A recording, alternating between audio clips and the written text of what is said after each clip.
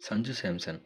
சுப்மன் கில் வந்து சஞ்சு சாம்சனோட இடத்துல வந்து விளையாடுறப்ப, நம்ம எல்லாருமே சஞ்சு சாம்சனுக்கு நியாயமா கிடைக்க வேண்டிய சான்ஸ கில்லுக்கு குடுத்தப்ப, எல்லாருமே நாம வந்து சஞ்சு சாம்சனுக்கு சப்போர்ட் பண்ணோம்.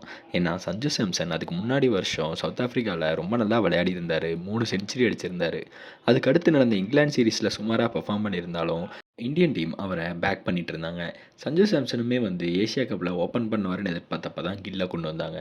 அதுக்கப்புறம் அவர வந்து மிடில் ஆர்டர்ல விளையாட வச்சாங்க. அதுக்கடுத்து ஃபினிஷரா வந்து ஜித்தேஷ் சர்மாவ கொண்டு வந்து சஞ்சு சாம்சன டீம விட்டே வெளிய எடுத்தாங்க.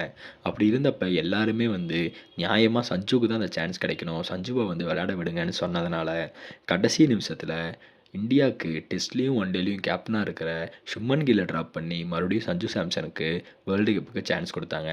சஞ்சு சாம்சன் தான் வந்து இப்ப நடந்துட்டு இருக்க நியூசிலாந்து சீரிஸும், அதுக்கு அடுத்து நடக்கப் போற T20I வேர்ல்டு கப்லயும் ஓப்பன் பண்ணிட்டு இருக்காரு இந்தியாவுக்கு. சஞ்சு சாம்சன் வந்து நல்லா பெர்ஃபார்ம் பண்ணுவாரு. இது எல்லா சான்ஸையும் யூஸ் பண்ணிப்பாருன்னு அப்படின்னு எல்லாரும் எதிர்பார்த்தப்ப, சஞ்சு சாம்சன் மறுபடியும் பேட்டிங்கில சொதப்ப ஆரம்பிச்சிட்டாரு. சஞ்சு சாம்சனுக்கு எப்பவுமே எல்லாரும் என்ன சொல்றது என்னன்னா, அவர்கிட்ட ஸ்டார்ட் நல்லாயிருக்கும். ஆனா, அதே ஃபார்ம கடைசி வரைக்கும் எடுத்துட்டு போமாட்டாரு அப்படின்னு சொல்லியிருப்பாங்க. அதுக்கேத்த மாரியே சஞ்சு சாம்சனுமே வந்து ஓப்பனரா இந்தியாவுக்கு ரொம்ப நல்லா ஸ்டார்ட் பண்ணியிருந்தாலும், மொத 10, 15 மேட்சுக்கு அப்புறம் பெர்ஃபார்மன்ஸ் அப்படியே குறைஞ்சிட்டே வந்துச்சு. இந்த நியூசிலாந்து சீரிஸ் வேர்ல்டு கப்புக்கு முன்னாடி சீரிஸ் நல்லா பெர்ஃபார்ம் பண்ணுவாரு அப்படின்னு எதிர்பார்த்தப்ப, இதுலயுமே வந்து சுமாரா ஆடிட்டு இருக்காரு சஞ்சு சாம்சன். கிட்டத்தட்ட மொத 2, 3 ஓவர் கிராஸ் பண்றதே வந்து பெரிய விஷயமா இருக்கு. சஞ்சு சாம்சன் தான் நம்பர் 1 விக்கெட் கீப்பர் அப்படின்னு ப்ரூவ் ஆனதுனால, ஓப்பனிங் விக்கெட் கீப்பர் ரீப்ளேஸ்மெண்ட்டுக்காக இஷான் கிஷன கொண்டு வந்தாங்க. இஷான் கிஷன் திலக் வர்மாக்கு இன்ஜுரி ஆனதுனால நம்பர் 3 ஸ்பாட்ல இந்தியாவுக்கு விளையாண்டாரு.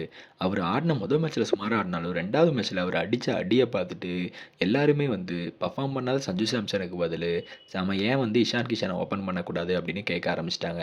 ஏன்னா, சஞ்சு சாம்சன் வந்து கன்டினியூவா ஃபெயில் ஆறதுனால, இஷான் கிஷன் வந்து இவ்வளோ அட்டாக்கிங்கா சூப்பரா விளையாடுறதுனால, நம்ம அந்த சான்ஸ ட்ரை பண்ணலாம். இப்ப சுப்மன் கில்லுக்கு வந்து எப்படி நம்ம வந்து கில்ல வந்து தூக்கிட்டு சஞ்சு சாம்சன போட சொன்னோமோ, அதே மாரி இப்போ சஞ்சுவ தூக்கிட்டு இஷான் கிஷன் ஆடலாம் அப்படின்னு சொல்றாங்க. என்னதான் இருந்தாலும் இந்த சாம்பிள் சைஸ் கம்மி தான். இஷான் கிஷன் வந்து 2 மேட்ச், 3 மேட்ச் தான் ஆடியிருக்காரு அப்படின்னாலும், சஞ்சு சாம்சன் கன்டினியூவா ஃபெயில் ஆறாரு. இது வந்து எப்படி வேணா மாறும். சஞ்சு சாம்சன் வந்து இப்ப 3 மேட்ச்லயும் ஃபெயில் ஆனதுனால, அடுத்த 2 மேட்ச்ல கண்டிப்பா ரன் அடிச்சே ஆவணும் அப்படிங்கிற இக்கட்டான நிலைமையில இருக்காரு. பிரஷர்ல சஞ்சு சாம்சன் வந்து எப்படி பெர்ஃபார்ம் பண்ண போறாரு அப்படிங்கிறத நாம பார்க்கணும். சஞ்சு சாம்சன் கிட்டேருந்து பெர்ஃபார்மன்ஸ் வரல அப்படின்னா, எல்லாருமே டெம்ப்டடா இருப்பாங்க இஷான் கிஷன ஓப்பன் பண்ண வைக்க. சஞ்சு சாம்சன் வந்து இவ்வளோ பேர் இவ்வளோ சப்போர்ட் பண்ணியும், இப்ப இந்த நிலைமையில இருக்கிறது வந்து எல்லாருக்குமே கஷ்டமா தான் இருக்கு. கடைசி 2 மேட்ச்ல சஞ்சு சாம்சன் ரொம்ப நல்லா பெர்ஃபார்ம் பண்ணி, மறுபடியும் பழைய ஃபார்ம புடிச்சு, இந்தியாவுக்கு வேர்ல்டு கப்ல ஓப்பன் பண்ணுவாரு அப்படின்னு எதிர்பார்க்கலாம். ஏன்னா, டைம் ரொம்ப இல்ல. இன்னும் 2 மேட்ச் மட்டும் தான் இருக்கு.